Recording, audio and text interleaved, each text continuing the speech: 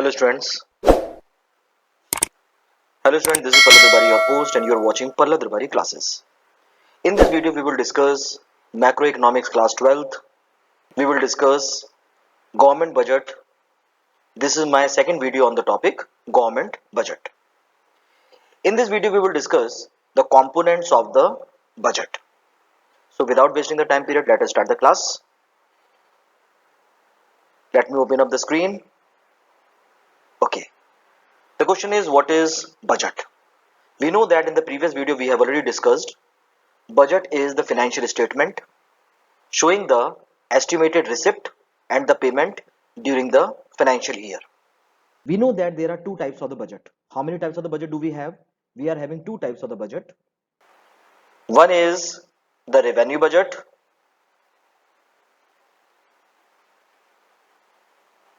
and the other one is called the capital budget.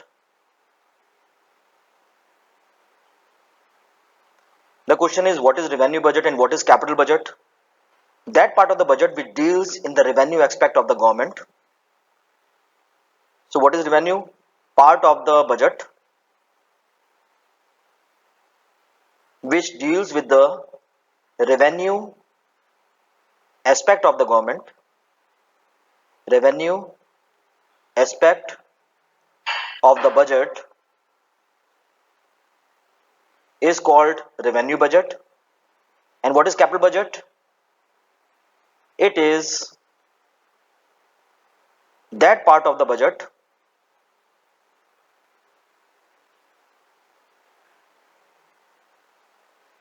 which deals with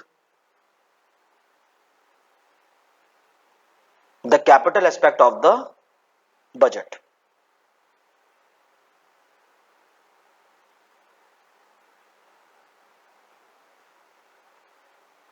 So here we have seen that we are having two types of the budget, revenue budget and the capital budget.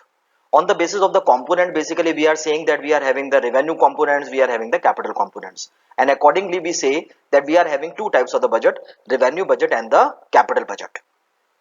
Listen, there are two ways of presenting the components of the budget.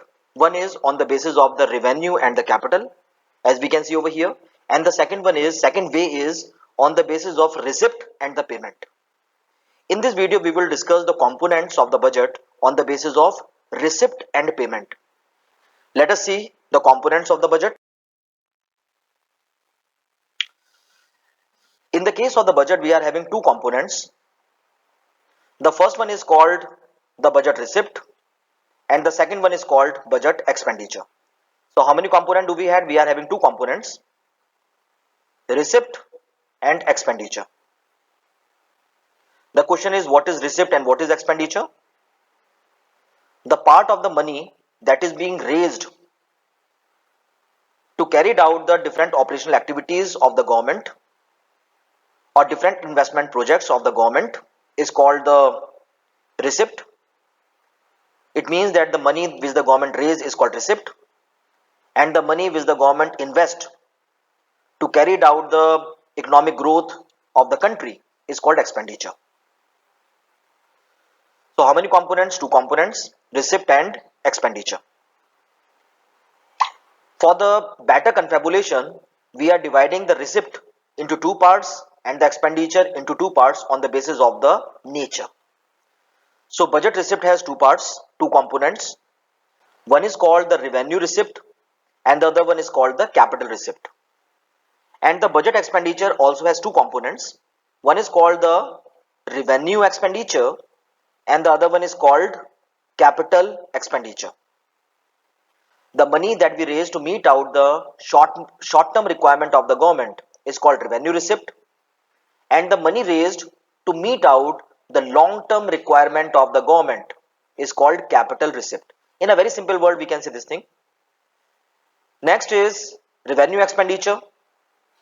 The expenditure incurred to meet out the day-to-day requirement, revenue, and the expenditure incurred to increase the pace of the growth and development is called capital expenditure.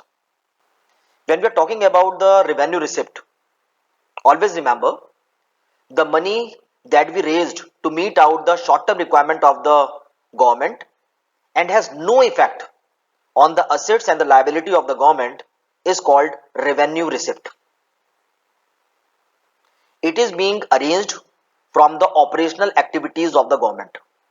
And when we are talking about the capital receipt,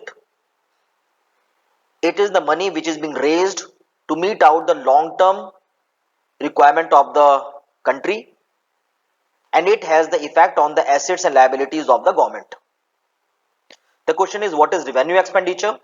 Any expenditure which is being incurred to meet out the daily requirements of the government is called revenue, and it has no effect on the assets and liabilities of the government.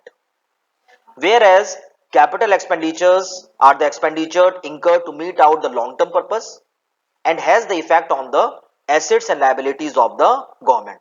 I hope the point is clear. Now let us discuss the budgetary receipt. This is one of the components of the budget. The budgetary receipt refers to the estimated money. Refers to what it is?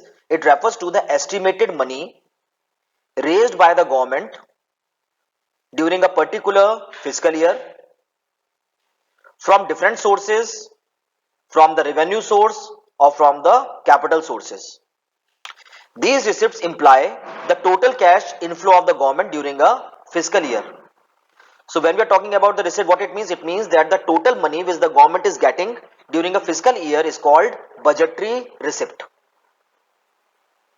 Budgetary receipt can further be classified on the basis of nature, on the basis of effect on the asset and liability into two parts, that is revenue receipt and the capital receipt. The question is, what is revenue receipt? The money raised for the shorter period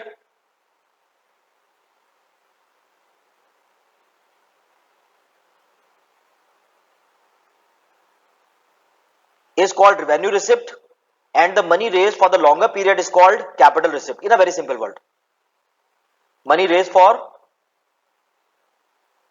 long term purpose,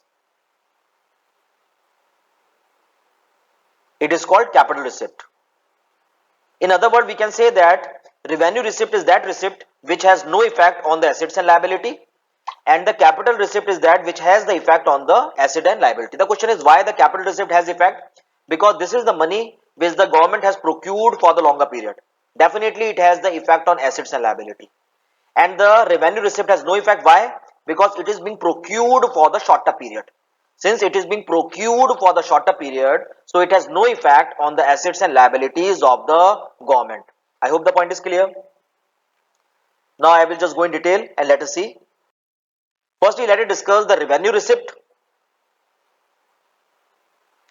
Listen, revenue receipts are those receipts of the government which neither creates any liability nor creates any reduction in the assets of the government.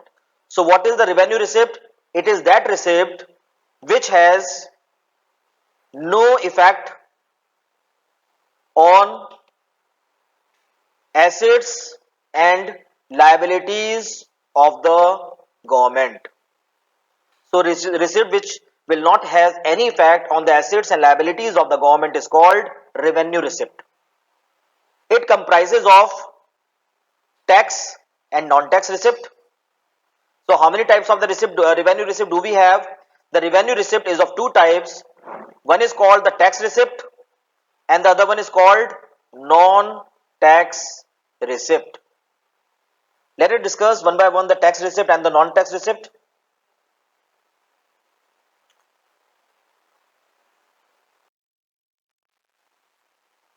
Let us discuss the tax receipt first. When we are talking about the tax receipt, always remember, tax is a legal, compulsory, monetary contribution to the government. We never say it is the compulsory payment. We always say it is a legally compulsory monetary contribution to the government by different economic units. By whom? By different economic unit such as household, such as firm, and such as business organization, economic units, etc. So what is tax receipt? It is the legally compulsory monetary contribution to the government by different economic unit such as household, firm, etc. I hope the point is clear. Always remember, taxes are imposed by the government. Who impose the taxes? It is being imposed by the government on different activities, income, property, occupation, etc. So government imposes the tax on different activities, on different types of incomes, property, occupation, etc. The main motive of imposing the taxes is to raise revenue receipt, to meet out the daily activities of the government and to enhance welfare. To meet out daily activities of the government, to carry out operational activities of the government, to carry out what? Operational activities of the government and to enhance welfare.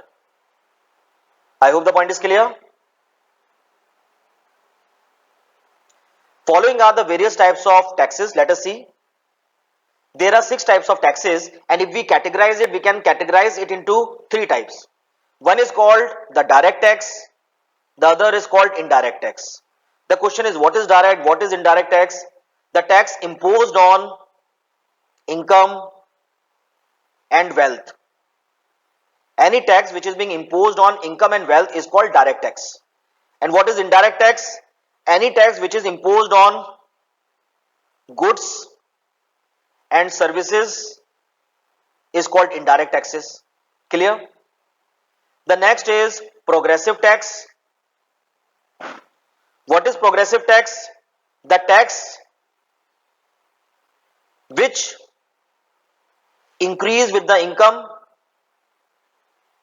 and decrease with the decrease in income. So any tax with increase with the increase in income and decrease with the decrease in income is called progressive taxes. Clear? Example, income tax. Income tax is a progressive taxes. It means that if the income of the people increase, that very person has to pay more tax. Clear? Opposite to that is the regressive tax. It is that type of the tax in which with the increase in income, the money which the government get on the income is less. So we are having 2 types of the taxes. One is called the progressive and the other one is called regressive taxes. The question is, what is progressive? That we have seen. The question is, what is regressive tax? It is that type of the tax in which the tax decreases with the increase in income. So what is regressive tax? Regressive tax is that tax in which the tax decrease with the increase in income. Next one is ad valorem. Ad valorem means what? It means value added tax. It means the tax which is being imposed on any addition in the value of the goods is called ad valorem, value added tax. The question is, what is specific tax? The tax which is being imposed not on the basis of price but on the basis of weight or unit is called specific tax. I hope the point is clear. What is specific tax? Tax which is being imposed not because of price but on the basis of weight or unit is called specific tax. So here we have seen different types of taxes. Let us go in detail. Firstly, let us discuss the direct and the indirect taxes.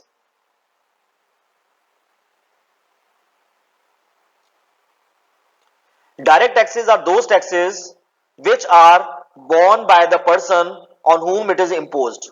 What it means? It means direct tax is that tax which is paid by that very person on whom it is imposed. For example, income tax. Income tax will be paid by the person on whom it is imposed. Wealth tax will be paid by that very person on whom it is imposed. The person cannot shift the burden of tax to the other person. This type of tax cannot be shifted. In a very simple word, we can say that direct tax is that tax which is imposed on income and wealth. Clear? Now let us see what is indirect taxes. These are those taxes in which what? In which the burden of tax shifts from the payer to the bearer. It is that tax in which the burden can be transferred. Example, sale tax. The businessman has to pay the tax, but he transfer the burden to the consumers. Clear? That is called indirect tax. In a very simple word, we can say that indirect tax is that tax which is imposed on goods and services. I hope the point is clear. Now let us see the difference between indirect tax and direct taxes. Always remember, this difference will be asked in 3 marks. Very important. Firstly, let us see what is the meaning. What is indirect tax? The tax which is imposed on goods and services is called indirect taxes. What is indirect tax? Service tax.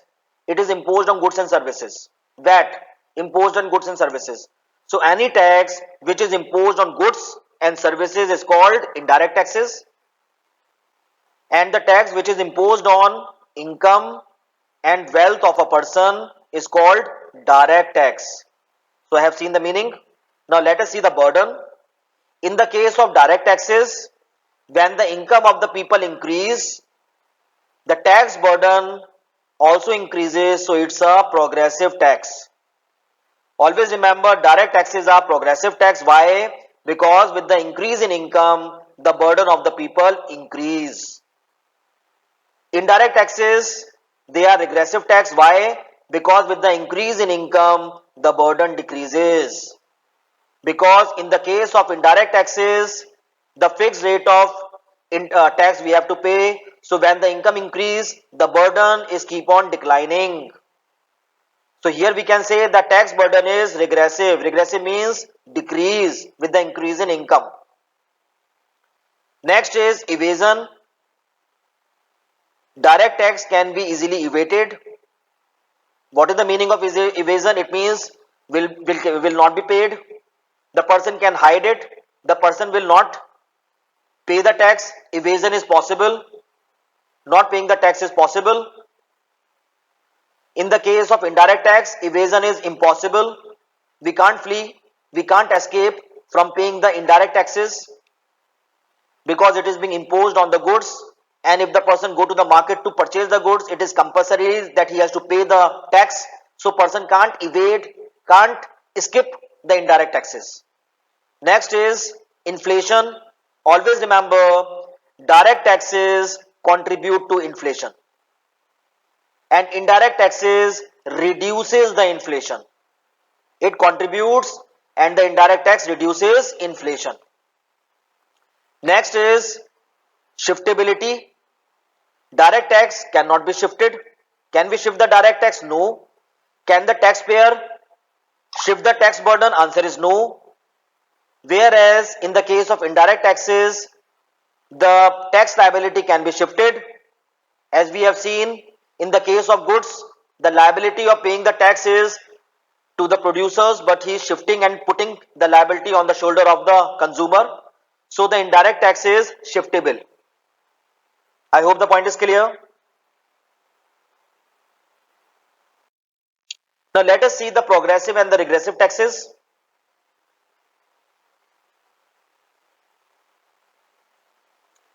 As we have discussed earlier as well, progressive taxes are those taxes in which the rate of tax increase with the increase in income.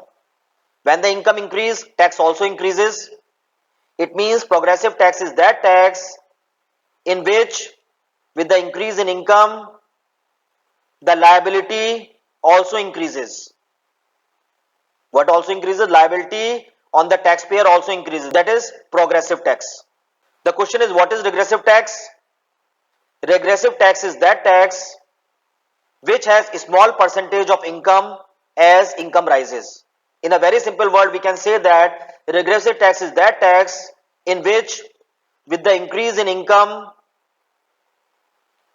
the liability of paying the tax decreases. It means with the increase in income, when the burden to pay or the burden to pay tax decreases, that particular tax is called regressive tax. Clear? Why the burden to pay tax decreases? Because in the case of regressive tax, the tax rate is fixed. when the income of the person increase, the burden to pay tax is keep on declining. The person will not pay the hardship at the time of paying the tax. He can easily pay the tax with the increase in income. That is called regressive tax. Now let us see. Now let us discuss ad valorem and specific tax. The literally meaning of ad valorem implies value added tax. What is the dictionary meaning of ad valorem? It means value added tax. It is the indirect tax and it is imposed on the value added at each stage of production. What is value added tax? It is the tax which is being paid after every stage of production. The next one is specific tax. The question is, what is specific tax? Specific taxes are those taxes where the level of tax is fixed independently on the value of the item that is purchased. What it means? It means in a very simple word, specific tax is that tax which is being imposed because of the weight and because of the unit of the commodity, not on the basis of price. The tax which is imposed not on the basis of cost or the price, but rather imposed on the basis of its weight, on the basis of its unit, that is called value, that is called specific taxes. I hope the point is clear. Now let us discuss the non-tax receipt. Here we have seen the tax receipt. We know that revenue receipt has two components, tax and non-tax. We have already discussed the tax receipt. Now let us discuss the non-tax receipt. Non-tax receipt refers to those budget receipt of the government which the government get other than taxes, such as interest receipt, dividends, fine, penalty, etc. So what is non-tax receipt? It is that receipt which the government is getting from the activities other than tax is called non-tax receipt. Example, the money which the government get because of interest receipt, because of dividend, because of penalty, because of fine is called non-tax receipt. Let us see the various non-tax receipts of the government. The various non-tax receipts of the government can be classified as such. The first one is fees. The question is, what is fees? It is the government receipt after rendering the various services. It means that the money which the government get from the services is called fees. For example, the government provide the passport facilities and they are getting the fees. The government provide registration facilities and they get the fees. The government provide education and they get the fees. So what is the fees? It is that receipt which the government get after rendering various services. The next one is license. These refers to the fees or the amount which the government receive in return of allowing any specific work to the people. When the government gives permission to the people to work, to do any specific work, and in consideration of that work the government is getting the money, that is called license. I hope the point is clear. Example, import license, giving the permission to import the goods. Fine. So before giving the permission, the government impose the fees, that very person pay the fees, and that particular fees is called license fees. It is the money which the government get to carry out specific work.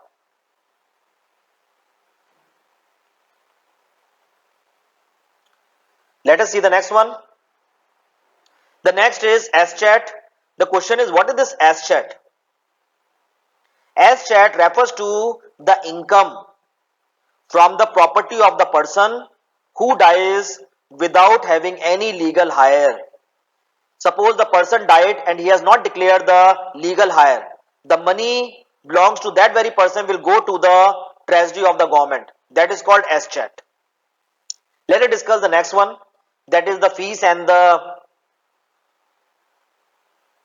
paucity, fines and the, let us discuss the fines and the penalties. Fines and the penalties are imposed by the government who violate the law. Next is forfeiture. Forfeitures refers to the penalty imposed by the court for non-compliance of its order. If any person violates the court's order, then the court will impose the fine or the penalty, that is called forfeitures. The next one is gifts and grants. Gifts, grants and donations received by the government in events of natural calamities, war, etc. is called gifts and grants. It is also the non-taxable receipt. The next is income from the public enterprises. Income and the profit from various enterprises owned by the government, such as railways, SAIL, that is Steel Authority of India Limited, etc., forms the important sources of revenue for the government. I hope the point is clear. Next is special assessment. Special assessment refers to the payment that are made by the owner of the property who have experienced the capital gain. Suppose the value of the asset belongs to the person increase. That very person will get the capital gain, and on the capital gain he has to pay the money to the government. That is called special assessment.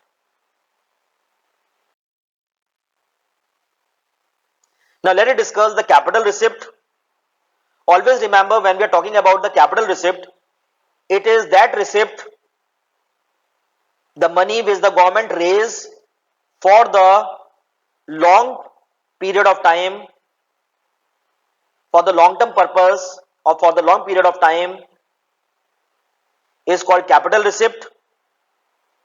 The capital receipt has effect on the assets and liabilities of the government.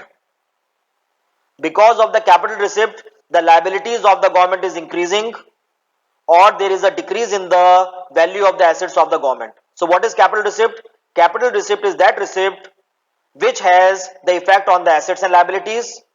So with the capital receipt, what happens? The liability of the government increase, or the assets of the government will decrease. I hope the point is clear. The capital receipt can be classified into three categories. In how many categories the capital receipt of the government? Now let us see into how many categories. Let us see the categories of the capital receipt. There are three categories of the capital receipt. The first one is recovery of loan. The money given to the person, or the money given to the state government, or money given to the foreign country, and when the government get back that money given earlier, is called the capital receipt. We have seen that the central government often gives loan to the state government, union territories. When the state government or the union territory return the principal money, that is called that is one of the components of the capital receipt. Okay?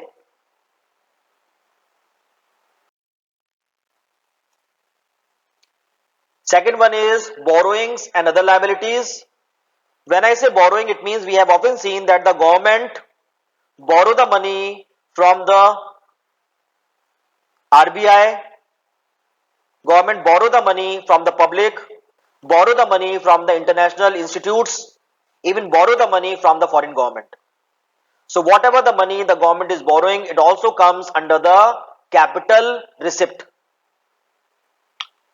The government borrow the money from following sources. One is from the public, second is from the RBI, third is from the foreign government, and the fourth is from the international monetary institutions such as International Monetary Fund and the World Bank, etc. Now let us discuss the other receipt. These includes capital receipt from the sources other than borrowings and the recovery of loan. The main components of the other receipt is disinvestment.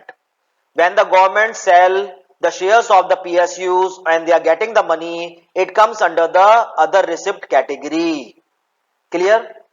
The money which the government raised by selling the public sector's undertaking, by selling the shares of public sector undertaking to the private sector. Clear? That is the other sources of the capital receipt. I hope the point is clear.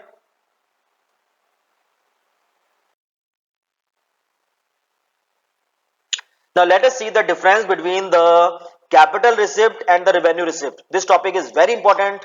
3 marks question can be asked from the revenue receipt and the capital receipt. Let us see. Let us see the meaning.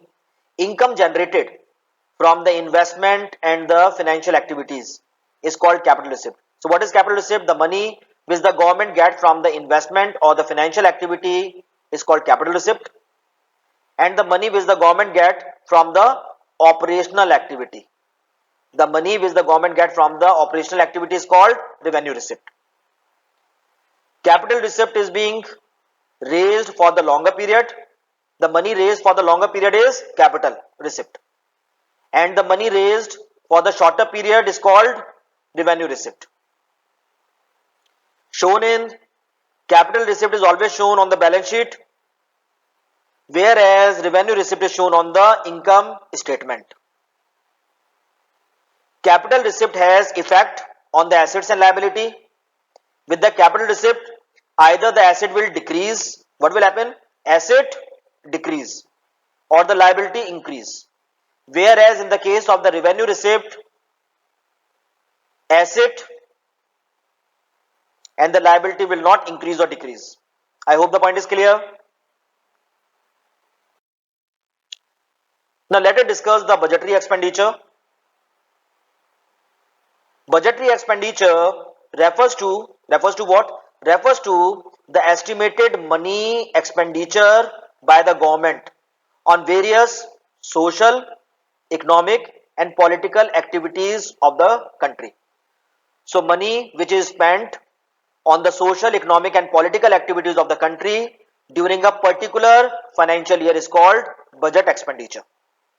The budget expenditure can be classified on 3 bases. The budget expenditure can be classified on 3 bases. What are those? One is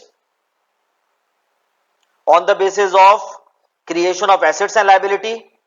On the basis of creation of assets and liability, budget expenditure is revenue expenditure or capital expenditure.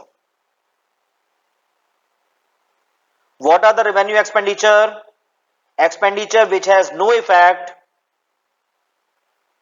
Expenditure has no effect on assets and liability of the government is called revenue expenditure. And what is capital expenditure? Expenditure has effect on assets and liability is called capital expenditure. So what will happen? With the capital expenditure, the liability will decrease or the asset will increase. I hope the point is clear.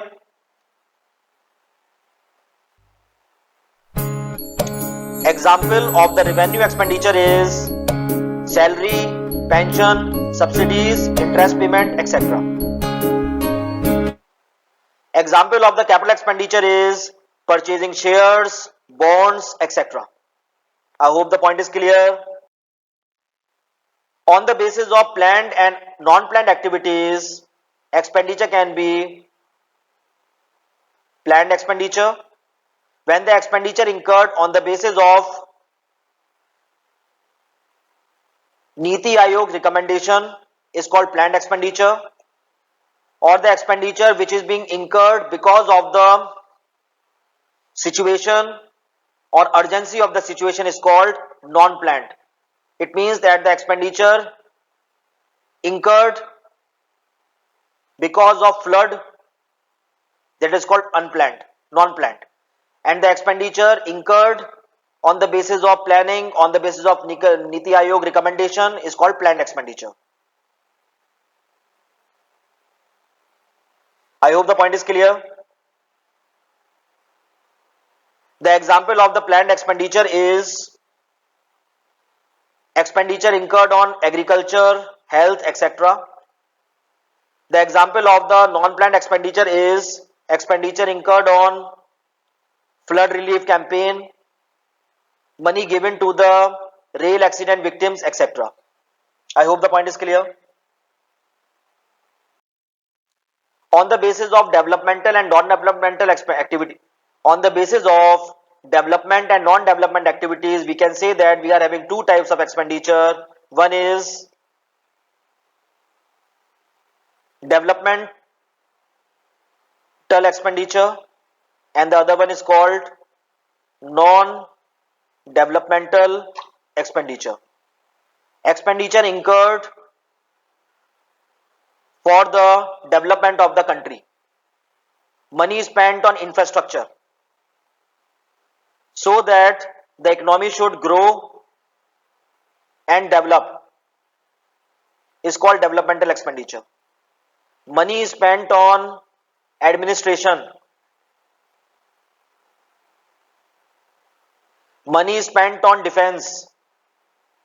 It has no effect on the development of the country, but it is mandatory, we have to do it. So it is a non-developmental expenditure. I hope the point is clear. Here we can see this refers to that budget expenditure which is incurred by the government on economic growth and developmental activities. Example, expenditure on education, infrastructure, etc. Non-developmental, this refers to that budget expenditure which is incurred on non-development activities, Example, expenditure on administration, law and other transfer payment, etc. I hope the point is clear.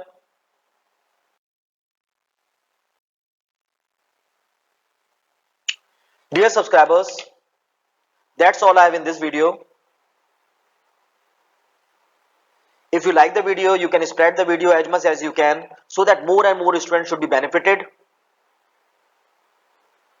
If you want to join me one-to-one, you can fill the Google form that you find in the description box. During this pandemic time periods, it's a request. Stay home, stay safe, and above all, don't forget to wear mask. Om Shanti.